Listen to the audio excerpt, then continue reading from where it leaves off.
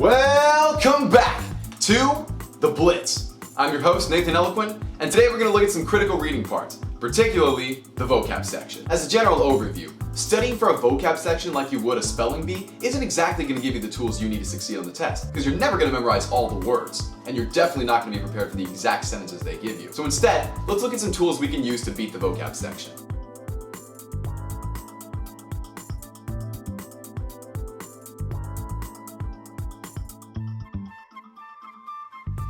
Okay, so the vocab section of the SAT is probably my favorite part to teach, because as far as it goes, it is one of the easiest things to get shortcuts to. The SAT does such a bad job of testing vocabulary, or rather any standardized test is so difficult at testing reading ability and usage of grammar, that it makes it easy for you to come up with shortcuts to get through this test. That's what this guide is for. So let's get started. The first thing that you're going to see whenever you enter a critical reading section is what we're working on today, which is the vocabulary section. There are two different types of questions that involve filling in a blank of some sort. Here we have some practice questions that I'm not going to read to you, but that demonstrate that for us. You can see that all of these, it starts with a sentence that has either one or two blanks, and then it goes into 5 different options, A through E, with certain words that you can use to fill in that blank. Wow, that was awesome. For those of you that don't know, I live in Austin, Texas, and having a thunderstorm like this is pretty sweet, so a little respect to the clouds for what they did just then. Anyway, so there are a lot of different words that you can use for these questions, but they only give you 5. So what the instructions clearly state is that you need to choose the best word that fits a sentence, and it says it right here. And it'll say it on every single vocab section in the test. Since there are 3 critical reading sections, or maybe 4, you're going to get around 22 to 32 questions, because each of which are ascending in difficulty throughout each section. So question number 1 in the first critical reading section will be about the same difficulty as question 1 in the next reading section that you have, and they'll get harder as they go along.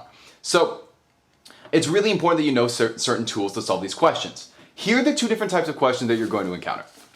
The first one we're going to be looking at is vocabulary and context. Now, these questions, I have one phrased here for you, but these questions are going to be your straight up vocabulary quizzing bee. And these can be really frustrating because they use difficult words, ones that aren't frequently used. And the only way for you to know how they work is to, 1, understand the context within the sentence, and 2, understand enough of the word through vocabulary roots or just the straight up definition that you can apply it correctly. Here's an example of a simpler question that you're going to come across, and I phrased it in this way for a specific reason. This is a Nathan Eloquent original. So this says Bob, A or an, blank, at heart, like to give money to struggling charities. Now, I'm going to solve this question incorrectly, and then I'm going to show you how you're supposed to solve it. So we read the question, then we look at the answers. So we have engineer, we have philosopher, we have philanthropist, and we have a teacher, and we have a miser. So we think and we go, okay, so how are we going to make this work? So Bob, a blank, like to give. So the only thing we know about Bob, besides his name, is the fact that he likes to give money to struggling charities. So, as far as I know, maybe I don't know the definition of the word, but I've heard the word philanthropist, and they seem to be giving away money to things. So, maybe they give away money to charities. At least it sounds better than these other options, but let's go in and see what we can do. An engineer, that doesn't make sense, so we'll say no. A philosopher, I don't know, maybe a philosopher would be wise enough to give money. I'll give that a maybe. A philanthropist, that seems right. From what I remember, just watching the news or whatever, I think a philanthropist is the option. So I'm going to give it a check. I think that's the right answer. A teacher could do it. And a miser, you know what, I don't really know what that is, so I'll give that a maybe. And then, because the best option is philanthropist, I'm going to choose C, philanthropist. And in this case, that happens to be the correct answer. But questions are not going to be this straightforward and simple. So let me tell you exactly how to solve it. But before I do that, this is the setup of every single vocabulary and context question. First, there's always going to be 2 clauses. Even if they're not separated by a comma, they're going to be separated by a conjunction or something that makes it into 2 statements. So let's just look at the one up here. It says, Bob, a blank at heart. That's the first statement. You might as well take out this comma and rephrase it. Bob is a blank at heart. The second statement is going to affirm that statement by rephrasing it. He liked to give money to struggling charities. So in this case, we know that the second is an affirmation of the first, and so one is going to define the other. In other words, the phrase, like to give money, that's pretty much going to define what he is. Otherwise, they wouldn't put it in the sentence. They're never going to give you extraneous information or extra information. So, we know that he liked to give money. We're trying to find a word that fits that. We look through these. Do engineers give money? Teachers, I guess. Miser, I don't know what that means. Philosopher, philanthropist. So, that's one way of looking at it. The next thing is, there are always two good answers. Good-ish answers. You're going to look at this and you're going to say, okay, well, this is good, but this is also good too. And in this case, I tried to do it. A philosopher and a philanthropist, you might think that a philosopher, being really wise, or coming from the Greek root for love, would give away money. I mean, I guess that can make sense. But the reality is that it's just a good answer, and that like every single vocab question you come across, it comes down to choosing the best answer. There's always going to be good answers. So basically, what it comes down to is, if you see a good answer, don't just circle it right away. Look at all the answers before making your choice, because there might be one that's better. Now, here's good news for you. There are also two bad answers. Ones that just don't even make a whole lot of sense in the context. They're not going to be opposites or negatives, but they're going to be bad. An engineer, that doesn't make much sense. A teacher, not really. So you can X those out pretty quickly. Now, this is interesting.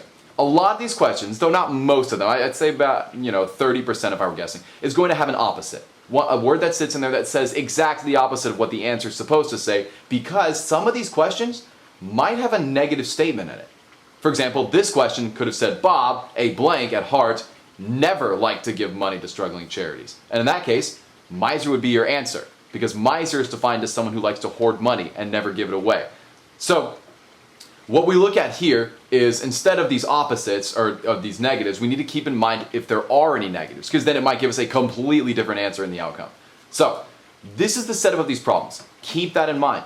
Remember, one clause is always going to define another. They can't give you a sentence with a blank unless they give you enough information to fill in that blank, right? There are going to be two good answers, so choose the best answer. Let me write that. Best answer. There are also going to be two bad answers, but there's also going to be a negative, an opposite in some of these, so be careful about that. I'm going to teach you how to win, and I'm sure you've been reading ahead and finding out what on earth this donut stands for. This is going to be a way for you to remember how to solve vocabulary questions. The option, donut. I started writing these and then I realized it would be cool to turn it into an acronym, and I already had D, so I had to choose a word that started with D, and this was a good option. So, donut it is. This is how you win these questions. First, do not look at the answers. I'm going to show you how to do that in a second. Then, you're going to choose your best option, narrow it down, utilize your conjunctions, and there's your answer. I didn't have a way to finish the word, so there's your answer. I'm going to show you how this works. Back up to the top. Pretend we know nothing about this question.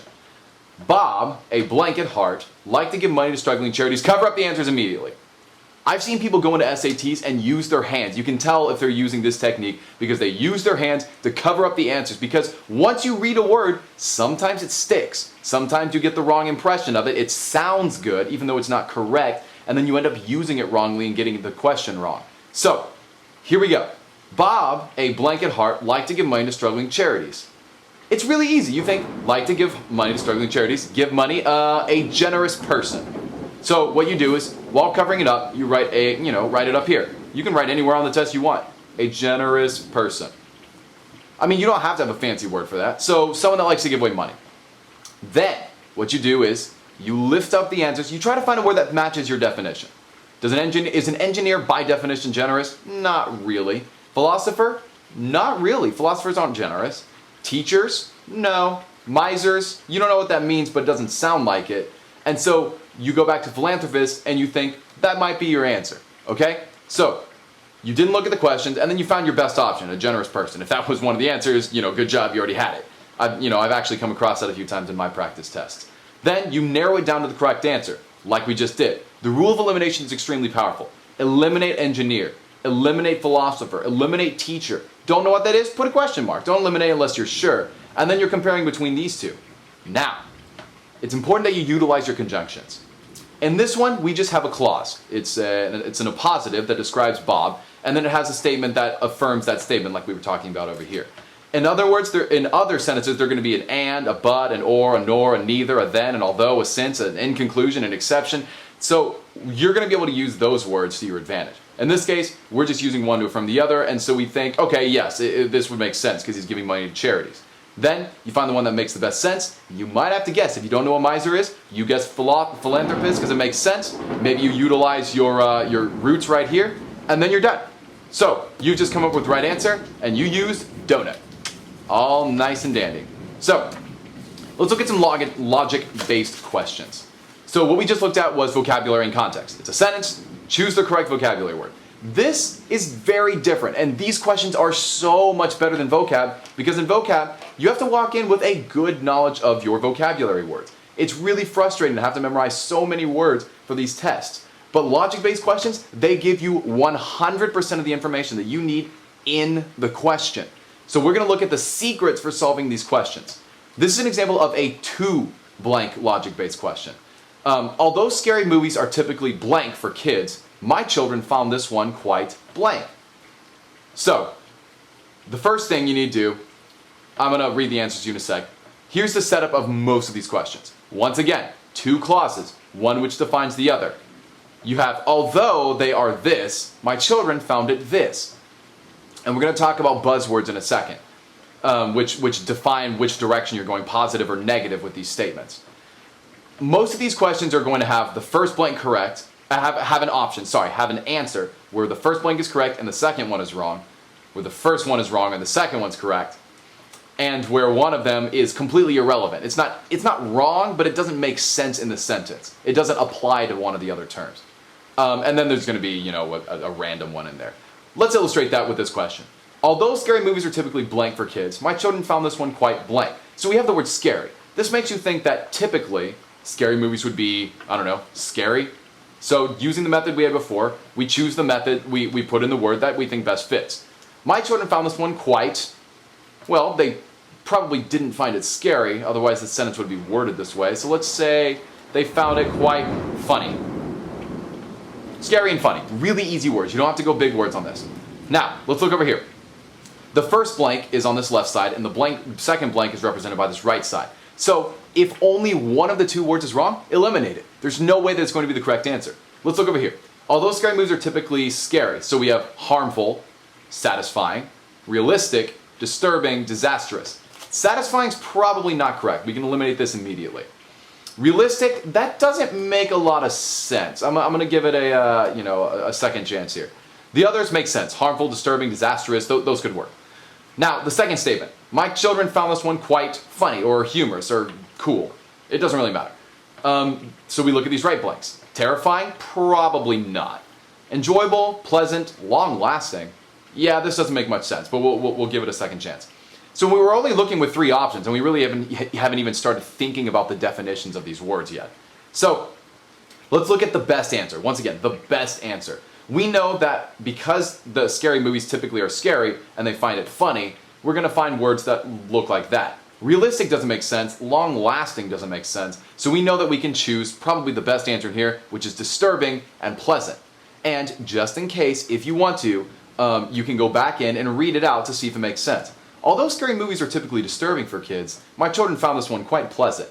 That makes sense. We circle it, we have our answer. Now, how to win? Believe it or not, it's the exact same method as before. So here's our donut. I didn't write it out because I wanted to see if you guys could remember it. Do you know how to solve these questions using the donut system? I feel like Dora. Okay, so I'm going to write it out for you. First one is don't look. When you look at your answers, sometimes it'll change the meaning of the original sentence. And the sentence up here is way more important than the answers down here. So, don't look just yet. Find your best option, option A. Choose the words that you think would work. Scary and funny, simple words. Then, oh my gosh, I'm forgetting my own acronym. That's okay, I just made it today. That's right. So you're going to narrow it down to your best option. We used elimination to start with the left blank and then go to the right blank, and we found three options left. And out of those, we utilized the conjunctions, or in this case the word although, to find out that they're opposites, and found out that this one was the one that made the most sense, and then there's our answer. So, remember donut. Clearly I didn't. But remember donut and it'll make it a lot easier for you to solve these in the future. Logic-based questions. Now, The easiest thing for you to remember when going to these tests are the buzzwords. You're going to have a statement, and in that statement, one clause is defining another, whether it's vocab questions or logic-based questions. One statement is going to define another. So what you need to be able to do is be ready for words that'll come up that'll tell you if it is positive, if they're the same, or if it's negative, if the second one negates the first, if it's the opposite of the first. So these are some words that you can look at. When a sentence has and, so, because, according to, since, which, also, both, or including, it's usually going to be the same definition or a similar term. So taking this sentence, instead of although, this could have been since. You change one word and the entire sentence changes its meaning and gives you a different answer. Since scary movies are typically scary for kids, my children found this one quite, I don't know, scary. It changed it from an opposite to a positive. And then we would go down here and find something like satisfying and, the opposite, harmful and terrifying. You get the exact opposite definition from the changing of one word. So you got to keep those in mind. Now we have those negatives, and you saw one of those earlier. But, although, despite, regardless, even though, nevertheless, yet, with a no at the end of that, neither, excluding, or obviously no, or not, those are all going to give you opposites. So please, please, please go into sentences, go into questions, and look for those words. Now, we've completely covered everything you need to know about the vocab section. Why don't we give it a shot? I have some sample questions for you, and then I'm going to teach you how to study for these questions in a second. These come straight off of the SAT test from last year. So, here's your first example. Because King Philip's desire to make Spain the dominant power in 16th century Europe ran counter to Queen Elizabeth's insistence on autonomy for England, blah, blah, blah, blah, blah, blah, blah, blah, blah, blah. Oy vey. There's so many words in here. What we know from common grammar use is that there's a subject and there's a verb. So, because, so we know that this is going to be an affirmative or a positive. Because he had a desire, it ran counter, this is important, to someone else, then you're done. Because his desire ran counter to this, we know that it's going up against something. So that's pretty easy. You look at these words and you can find them out. Now, we're covering the option, that's probably too big. We're covering the answers here. Don't look. Hopefully you didn't look by now. Don't go back and look. Now I know you're going to go back and look. There are two blanks. It says blank was blank. Now, when we're looking at this, we've got to expect that there's going to be some sort of, I don't know, conflict between the two. So, he wants something, she wants something, it runs counter, so I'm going to choose the word conflict as my ideal choice. Conflict was inevitable, would really be what I choose. In fact, I think that's a common phrase. Conflict was inevitable. Inevitable meaning it was going to happen no matter what. I mean, you could choose a different word. You could choose like automatic or going to happen. It's really not, it doesn't matter. But now you know kind of what you're looking for out of your answer. We open this up. Reconciliation was assured. So our first word, conflict, that doesn't work with reconciliation. Warfare, that actually works out. Ruination, yeah. Conflict, yes. The second is inevitable or automatic. So we're looking at avoidable. Inevitable is actually the opposite of that, so let's get rid of that. Impossible, that's also in one way, the opposite of that. So that actually, oh gosh. So yeah, we have conflict and we have inevitable. I promise, I printed these off the internet, but I actually really didn't look at the answers ahead of time. So there you go. You have conflict and you have inevitable. So we have a really good answer right here. Let's just go ahead and say that if you have selected your option A and it actually matches one of the answers, you know you're on the right path. So make sure you focus on those best answers. This makes sense because when we look at the sentence, it runs counter. There will be a conflict, and it says that conflict was going to be inevitable because of that insistence on the same stuff, dominant power and autonomy. So there you go. Now time for another question along those lines. Once again, this is another logic-based question. Although some think that the terms bug and insect are blank, the former term actually refers to blank group of insects. Although some of the terms think, okay, well, so first of all, we found our buzzword, boom. Although, it's going to be the opposite. So even though we don't have the word in the blank, we know that it's going to be different than what's in the first clause. This is the first clause, and then the second clause begins here. So let's solve this. Although some think that the terms bug and insect are something, not looking at the answers, covering it up, Although something bug and insect are the same or different, I mean, we don't know. The former term actually refers to blank group of insect. Oh, I see. So we've got something a little difficult here. We don't know what the first statement is saying, and we don't know what the second statement is saying. The only thing we know is that they're opposites. So some could think that they're the same, and the former term actually refers to something different. And unfortunately in this question, and I like this example now, these could also be different up here and the same. So this is difficult. We got to find an option like that. Hopefully they'll only give us one that works. So we look at this and we see parallel and identical. Those are similar words. they mean the same thing. Precise and exact, those mean the same thing. Interchangeable, meaning same, so they can be exchanged for one another. And a particular group of, those are different. So we can look at that looks good. Exclusive and separate, those are the same.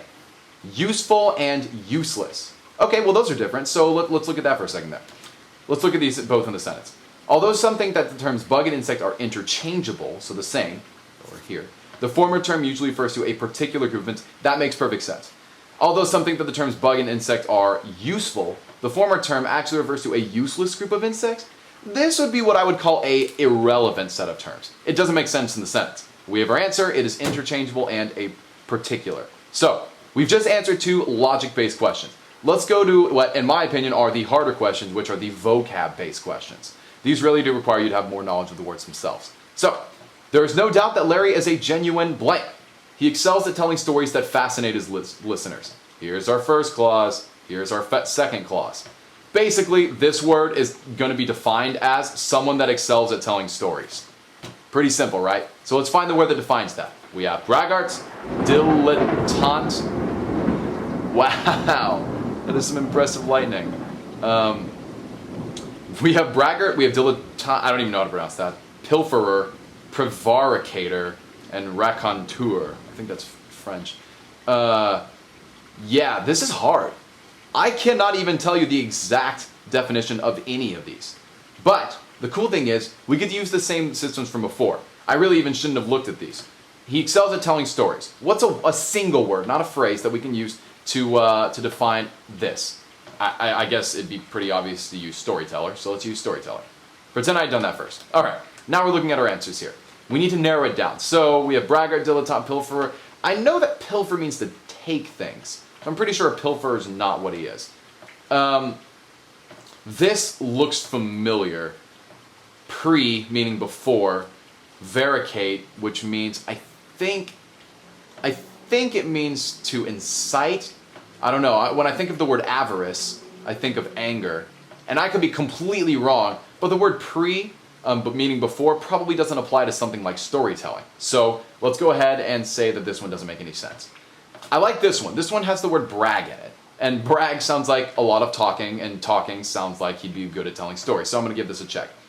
A dilettante, I don't know what that is. I'm going to give it a question mark. And a raconteur, I don't know what that is. So I'm going to give this a question mark.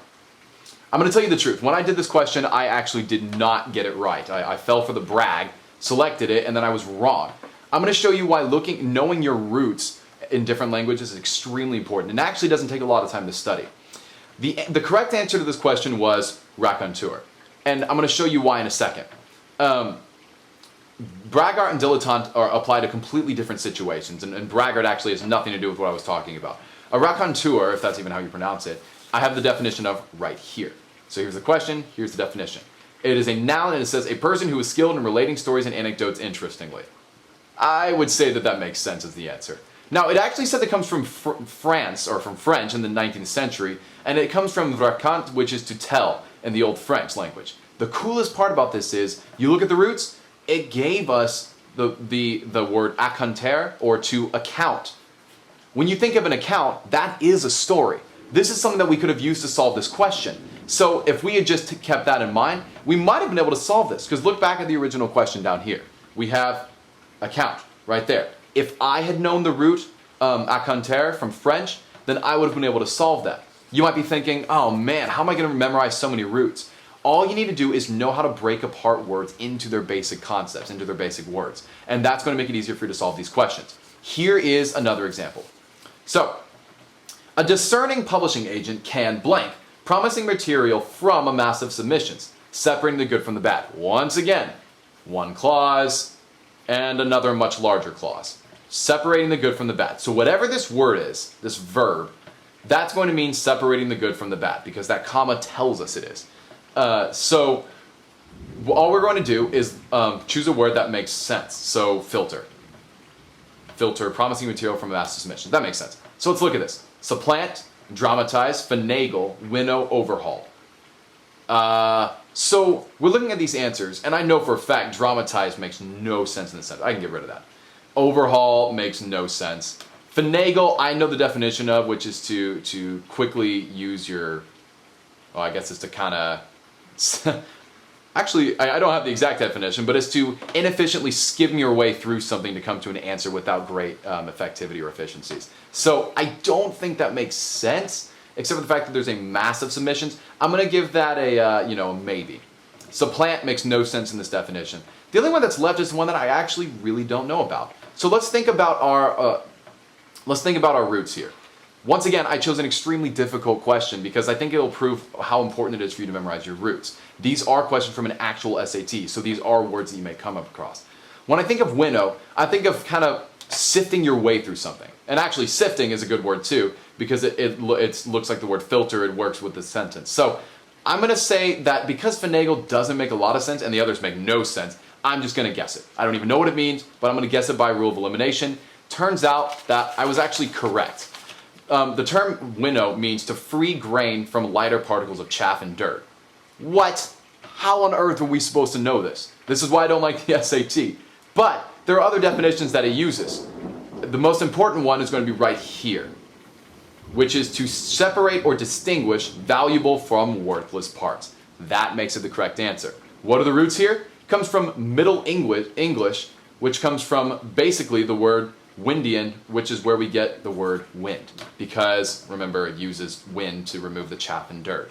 Now, for you to make that connection would be really impressive, but I really hope it proves that you have to learn your roots if you're going to succeed on this test. Winnow sounded right. Now, if we'd known the roots, we would have known that it was correct instantly. But in the end, it was knowing the rest of these words from their roots that allowed us to solve it correctly. So, those are some sample problems for you. Remember that it's important for you to keep these things in mind. It's time for our review. The first thing that we looked at was vocabulary and context questions. Remember that all of these have two clauses, one which defines the others. They're always going to be good answers, so make sure you choose the best. And remember, there might be a negative or an opposite inside, so be sure to pay attention to that.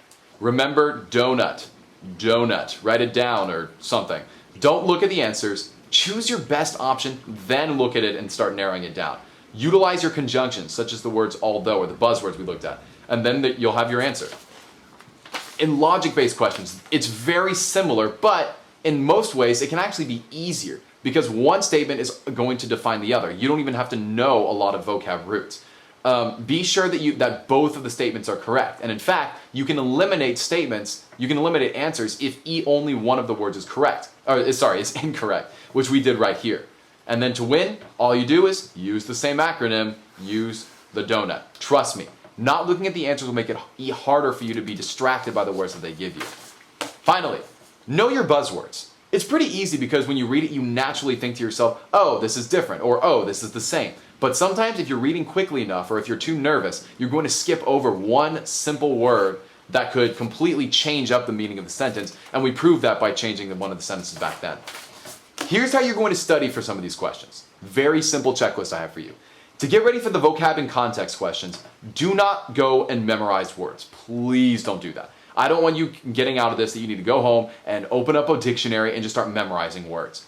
It can be interesting, usually it's not. Here's what you need to do, learn roots. There are tons of vocabulary books that are memorized from roots. Just Google it online or find something that you need, or look into some of these SAT prep books that give you that opportunity. Memorizing roots will set you up. Remember when we looked at philanthropist and the word philos? This is the Greek root for love. That tells me a whole lot about the word, and it's only half of the word. It's really easy for you to keep that in mind and use that in your test. Then, practice dissecting or parsing words to find similar words. Let's say that one of the options you were looking at was inquisitive. You look inquisitive. What does that mean? Inquisitive, okay, so that sounds like quiz. I think that's quiz. Or actually, you know, it kind of sounds like question. And if you were to take that guess, a large deal of the time you would actually be correct. This means someone who is, you know, a person that asks a lot of questions. Then, practice SAT questions. Find ones that you can use. I pulled some off the internet. You can find some on the College Board website. But use them because it's important to learn to answer not in your own way or in your own words, but according to the answers they give you. It's a whole different way of thinking. Then, here's how you're going to study for some logic-based questions. 1, learn how to recognize buzzwords. You're going to find a sentence, and the first thing you should be paying attention to is the set of 2 clauses and the conjunction in between. Is it a but? Is it an or? Is it a nor? Is it an either? Is it a both? Then, you're done. Practice SAT questions. It's a really simple checklist, so please, look at this, look at this. At the end of this video, I'm going to give you a link that'll take you to some of the places where you can learn these roots for this, and to practice some of these logic-based questions. So, that is your look at the vocabulary section. All of the questions that will appear in the first parts of each of the critical reading sections. Please work hard on this section in particular for studying, because it is important that you have practice in these areas, because if you spend too long on these sections, you won't have enough time to get to the passage reading parts. I'll make a video for that in the future. But until then, my name is Nathan Eloquent, and this is the SAT Blitz. I hope you enjoyed this video. Please give it a thumbs up if you liked it, send it to friends if it's useful, play it again if you need to, and please tell me what I need to do in future videos or certain questions that you want me to tackle for you. That is all. Once again, this is Nathan Eloquent with the SAT Blitz, and I hope you liked it. See ya.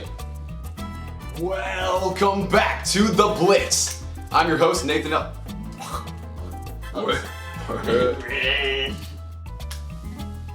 So instead, let's look at some vocab rules we can use to beat the vocab section.